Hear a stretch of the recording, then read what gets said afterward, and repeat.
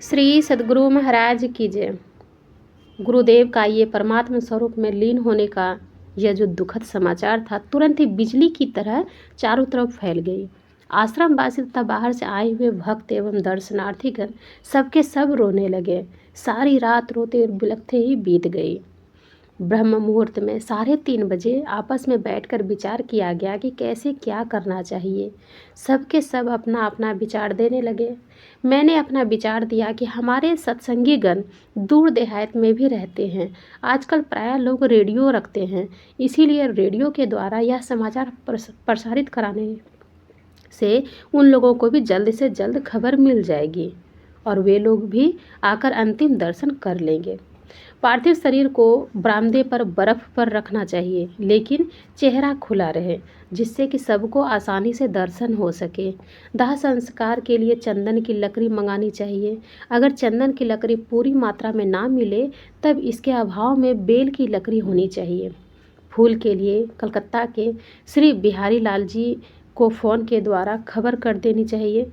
ये सभी तात्कालिक व्यवस्था की बातें उसी समय तय हो गई। प्रातःकाल होते ही इन सभी बातों की व्यवस्था में सबके सब दत्तचित होकर लग गए। महापरिनिर्वाण की सूचना पाते ही सावन भादो माह के उमड़ते बादल की भांति भक्त दर्शनार्थियों से समूचा आश्रम हताश सहित खचाखच भर गया। कोई मनहूस, कोई चिंताग्रस्त, कोई रोते बिलखते, कोई चिल्लाते एवं कोई छाती पीटते हुए परमाराध्य गुरुदेव के दर्शनार्थ गुरुदेव निवास के बरामदे की ओर बढ़ने लगे। इसीलिए कि बरामदे पर ही उनके अति पवित्रतम पार्थिव शरीर को बर्फ के आसन पर शवासन में रखा गया था। दिनांक 9 जून 1986 ईस्वी का दिन सोमवार से दिनांक 10 जून 1986 ईस्वी मंगलवार के 4:30 बजे अपहरण काल तक बर्फ के आसन पर हजारों की संख्या में भक्त दर्शनार्थियों ने दर्शन कर अपने जीवन को कृतार्थ किया। अपहरण 4:30 बजे के बाद अति पवित्रतम पार्थिव शरीर को एक लोकाचार निभाने के ख्याल से हम सेवकगण स्नान करा दिए। उधर आश्रम से पूरब टीले पर दाह संस्कार की तैयारी हो गई। चिता स्थान तक पार्थिव शरीर को ले जाने के लिए सागवान लकड़ी का एक सुंदर विमान का निर्माण किया गया था। उसे अच्छी तरह साफ सुथरा करने के उपरांत उस पर नई 51 पल्ले पतली धोतियाँ गाय के घी और कपूर देते हुए बिछा दी गई। इसके बाद उसके ऊपर एक गेरुआ रंग का नया मलमल कपड़े का आसन देने के उपरांत अति ही पवित्रतम पार्थिव शरीर को शवासन में आसीन कर तत्पश्चात उसके ऊपर उसी तरह 51 पल्ले नई धोतियाँ गाय का घी और कपूर देते हुए तथा उसके ऊपर गेरुआ रंग की रेशमी चादर ओढ़ा दी गई। इतने वस्त्रों से सुसज्जित करने के बावजूद भी दर्शन करने के लिए पूज्य गुरुदेव का चेहरा खुला रखा गया था। दिनांक 6 जून रोज शुक्रवार को ही महापरिनिर्वाण की सूचना देते हुए पूज्य गुरुदेव मुझे आदेश दिए थे कि मेरी लाठी मेरे साथ ही जला देना।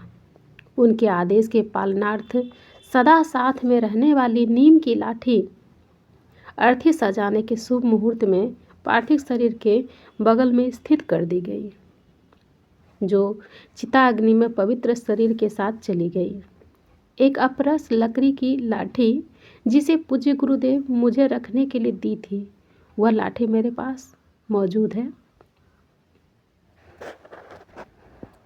सत्संग अभ्यास, ध्यानाभ्यास एवं चरण स्पर्श से अत्यंत पवित्र किए हुए निवास स्थान से अर्थी विमान के प्रस्थान करने की शुभ बेला में भक्त दर्शनार्थियों की अत्यधिक भीड़ के कारण वहां से आगे बढ़ना बहुत ही कठिन हो जा रहा था। कितने लोग तो गिर गए।